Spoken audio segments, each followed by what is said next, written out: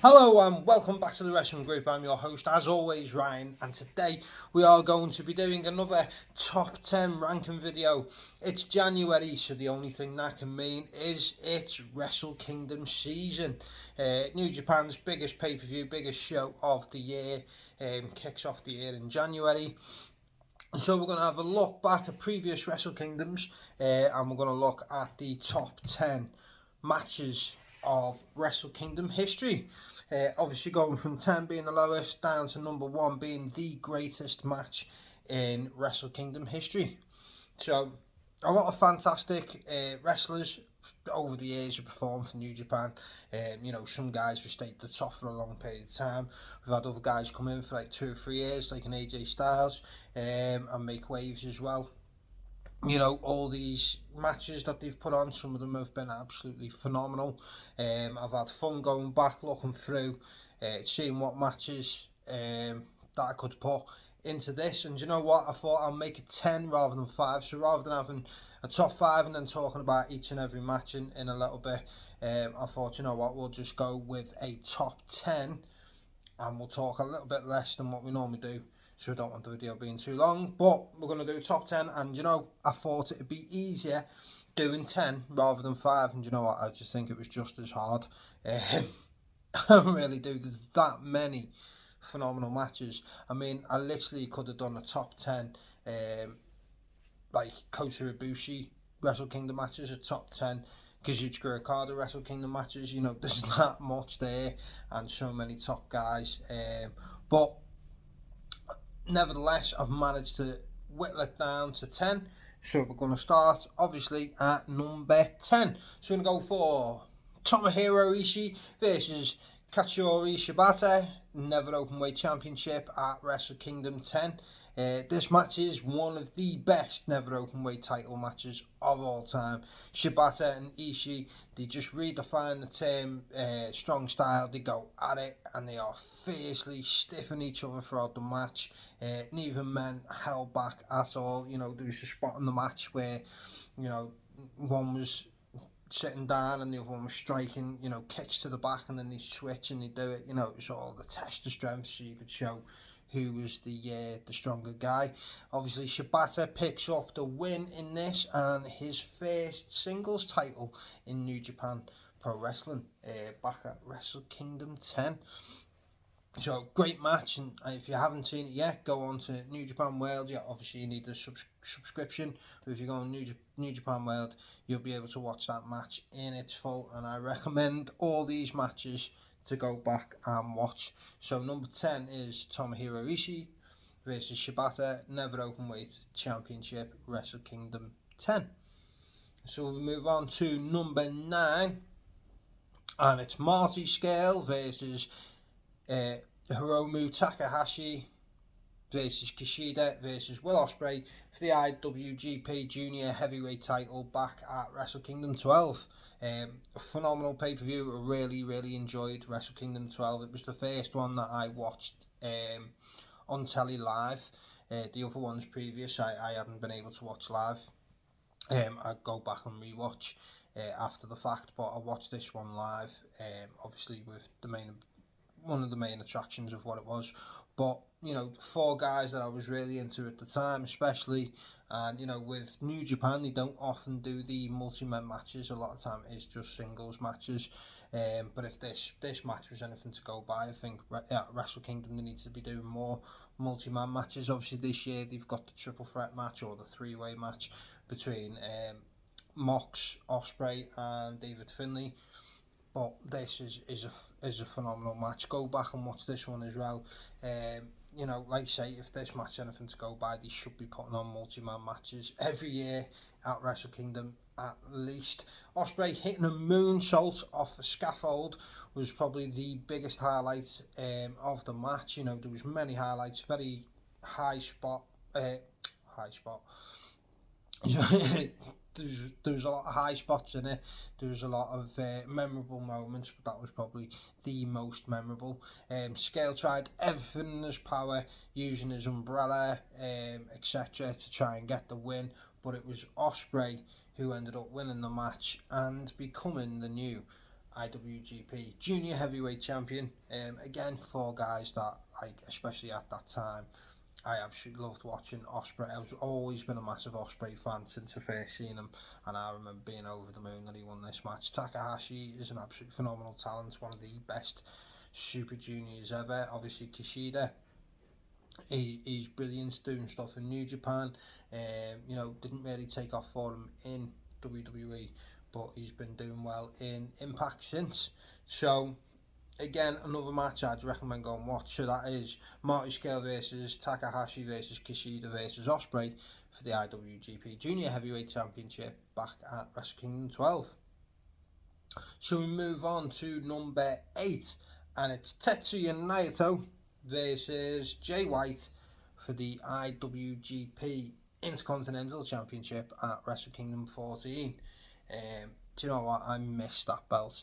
I mean, I do pan after championship sometimes, not often, but the Intercontinental Championship in New Japan, like, they should have brought that back. I know, obviously, they got rid of the US and the British, the one that Ospreay brought in for this new title that they're bringing in at Wrestle Kingdom this year, but I feel like they missed a beat and they should have went back to the Intercontinental. The legacy and the history behind that championship, some of the matches as well, like some of the best matches in New Japan history have been for that title.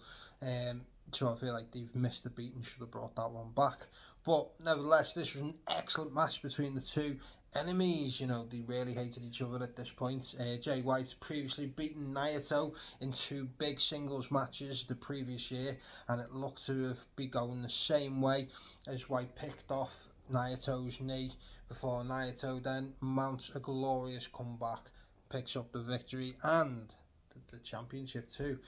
Even Gedo was getting involved to try and help distract the referee so Jay White could try and use his dirty tactics, and at one point, especially, like say, he was viciously targeting Naito's knee, and it looked like that was it. It was going to be the what did he kept changing it, didn't he? His finisher, he'd got the Naito tap out, the Tanahashi tap out, the TTO. But yeah, it looked like Jay White was going to get the win, but obviously Naito had a glorious comeback and picked up the victory and the title. So that is Naito versus White, IWGP Intercontinental Championship at Wrestle Kingdom 14. So we'll move on to number 7, and we go back to Wrestle Kingdom 12 for this, and you probably guessed it. It's Kenny Omega versus Chris Jericho for the IWGP United States Championship. This match got the world of wrestling buzzing. A dream match between one of Japan's best in the world at the time and one of WWE's greatest of all time. The match was made no disqualification, which added to the match, with many believing in the build-up that Chris Jericho would win and take the title, as it would work more in Jericho's favour, as he's worked more no DQ matches within the likes of WCW, ECW, WWE, tables matches, ladder matches, chair matches, no DQ, hardcore matches. He's been in Elimination Chambers a lot, but it didn't quite work out that way. There's some fantastic spots, especially with the tables, and the tables in New Japan are really thick. They're like proper tables, not like WE's where you lie on it and you'll go through. So there's some gnarly spots there with the table. Only issue that I do have, and a slight issue that I do have with this match after rewatching it, is when about 30 minutes in, about half hour in, Kenny Omega hits the one-winged angel on Jericho and gets pinned 1, 2, and Jericho holds the ropes and the ref breaks it off, and it's like, it's no DQ, mate. Like, there's no rope break. What are you doing? So obviously that is my little gripe of the match, and maybe why it's 7th and not a little bit higher. But a second one-winged angel, this time onto a chair in the middle of the ring, ensures victory for Kenny Omega. So we'll move on to number 6, and that's Shinsuke Nakamura versus Kota Ibushi for the IWGP Intercontinental Championship yet again at Wrestle Kingdom 9. Nakamura elevated the Intercontinental Championship to a level of importance. Kota Ibushi had stepped up from the junior heavyweight division and was out to prove he could hang with the best going. Obviously, one of them being Nakamura. Both of them went all out in this match. Kota showing his aggressive side, and it just makes this match must watch. If you haven't seen it, like I say, go on to New Japan World, get it watched. I love anything to do with Kota Ibushi, and I absolutely love Nakamura pre-WWE. Nakamura, though, proved to be too much for Ibushi as he picked up the victory and retained his title. Like I say, phenomenal match. Just get onto it, check it out if you haven't seen it. Again, for the Intercontinental Championship, again showing that this belt should have come back. I know this isn't what this rankings video is about, but like look at the history already. 2 phenomenal matches just on this list. But yeah, Ibushi stepping up from the junior heavyweight. I completely forgot. Like, it seems mad to think that I forgot that Kota Ibushi was a former junior heavyweight champion, because he's been in the mid and then into the main cards for the last how many years, and he's an absolute machine. You forget that at one point he did wrestle as a junior heavyweight. So next we move on to number 5. So we're getting into the top 5 now. These are the 5 greatest matches of Wrestle Kingdom history. So number 5 we have Kazuchika Okada versus Hiroshi Tanahashi for the IWGP World Heavyweight Championship at Wrestle Kingdom 10. I mean, what can be said about these two guys, about Kazuchika Okada and Hiroshi Tanahashi, or Mr. President as he is now?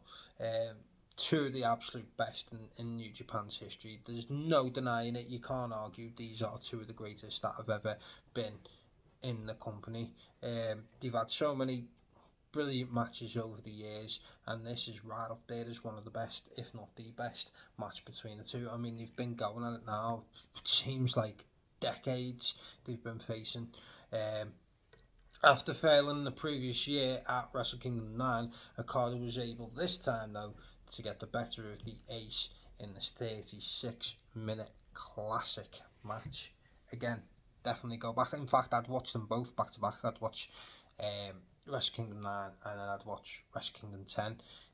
This just shows like that New Japan can tell like a story over a year. Okada gets beat, she then goes on and has an absolute phenomenal year after that, becomes the world champion, and then defends against Tanahashi the next one. So that is number 5. Number 4, we have Tetsuya Naito again versus Kazuchika Okada for the IWGP World Heavyweight Championship, the IWGP Intercontinental Championship at Wrestle Kingdom 14. After Naito failed to win the world title at Wrestle Kingdom 8, he dropped from the main event scene. He never quite got back up to where he should have been. Like, they decided to not go with him at Wrestle Kingdom 8, and then he just seemed to have struggles in that, even when he was in the main event picture for a while. They never really pulled that trigger on him, did they? Not for a long time. And also during this time as well, thanks to a fan vote, the match didn't even main event the pay-per-view.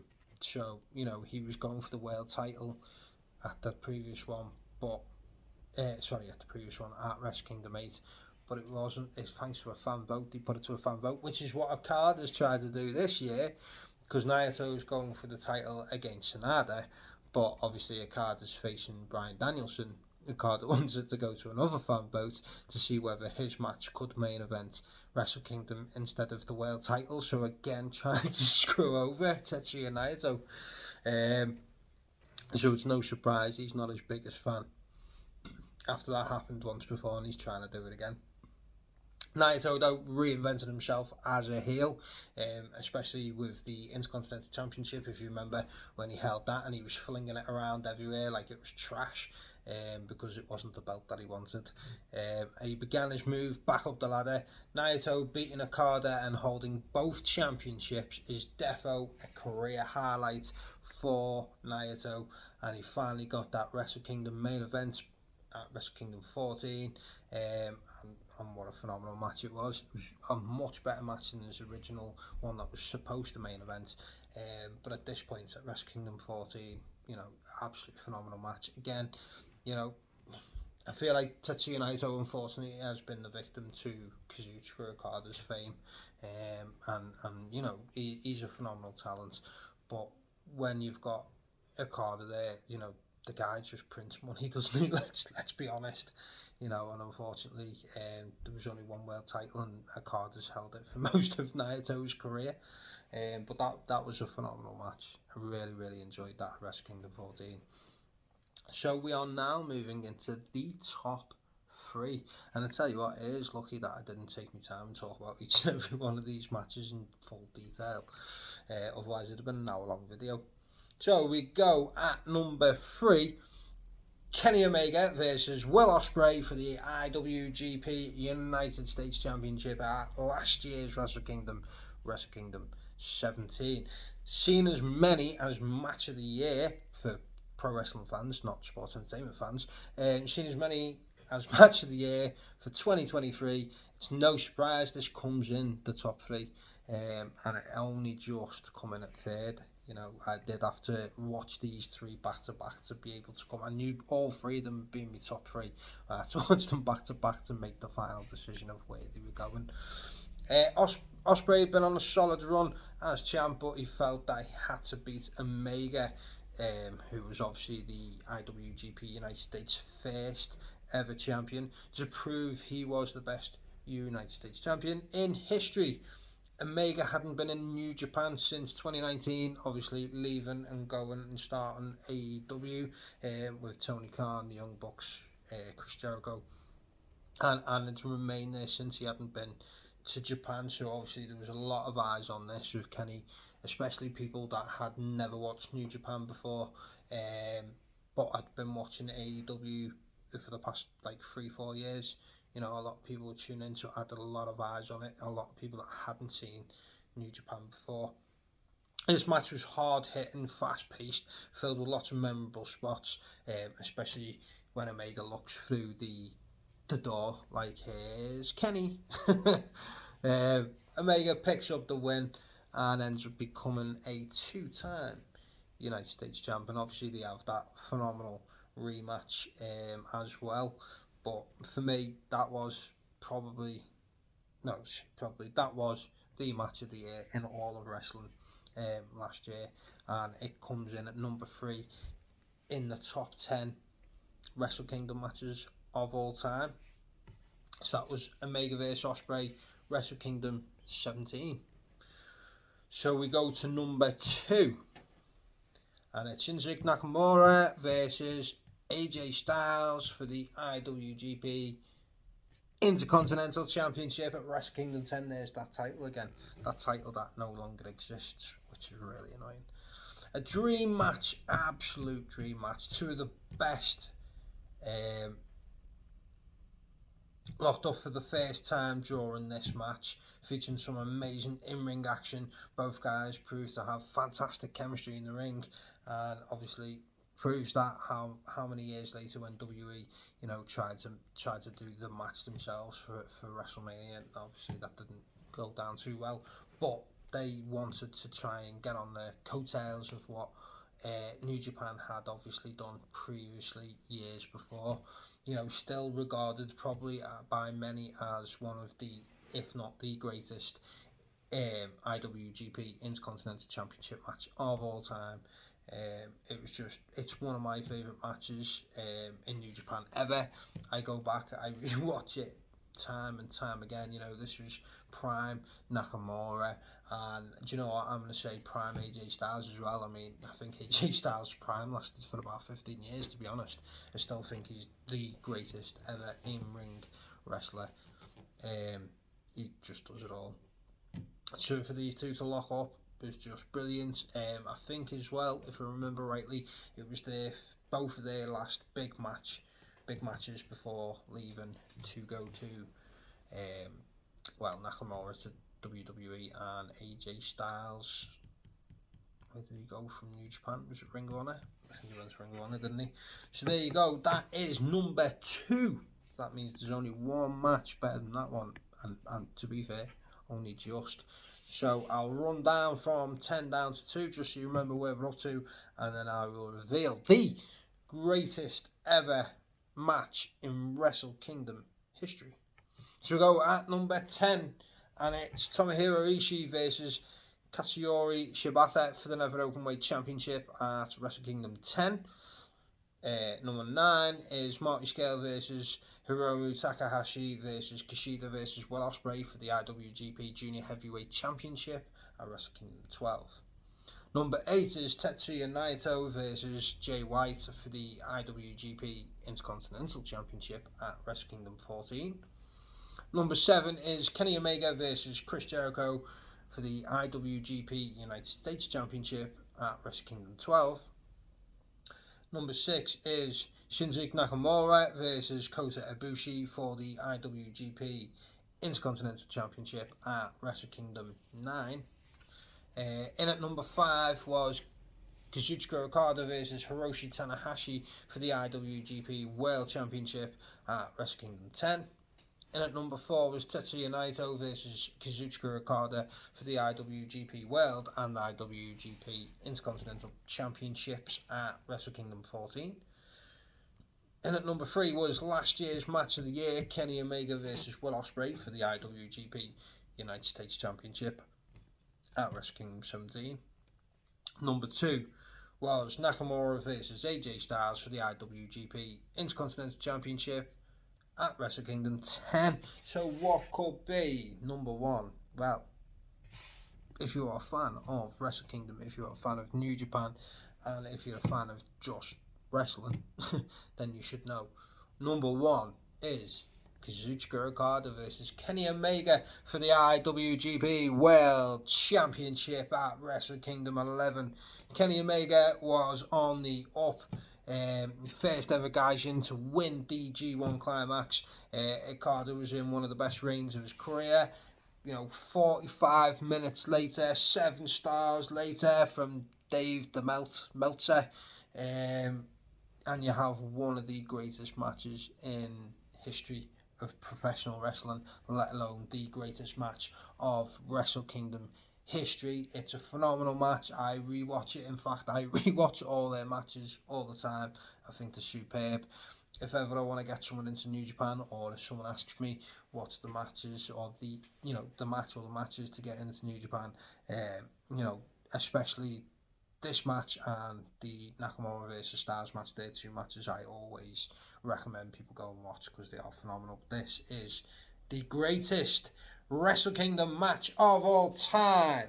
So we are 2 days, less than 2 days now, away from this year's Wrestle Kingdom with a great match card as always. I'll be watching it live, obviously from the comfort of my own home, not going actually to Japan to watch it live, or would if I ever had the chance. But there you have it. That is the top 10. So let me know, obviously, in the comment section if you agree or disagree with my top 10. Let me know if you feel like I have missed anyone else. If I've missed a match off, let me know. Let me know if you agree with the running order as well. And obviously let me know if you think Okada versus Omega shouldn't be number 1. But as always, thank you for watching. Give us a like, comment, subscribe to my YouTube channel if you haven't already. We are already past 400 subscribers, which may not seem a lot to you, especially with some of the channels out there. But considering realistically, this channel hasn't been active that long. We've been going a year now. Just under a year. So 400 subscribers is phenomenal. And please, if you haven't already, share these videos. Let people know that the wrestling group is here. We have some more fantastic things coming up for you later in the year. We're going to try some new things out, and we're just going to keep this ball rolling for as long as we can. So, as always, like I say, thank you for watching. Be sure to stay tuned for some more wrestling related content coming your way very soon.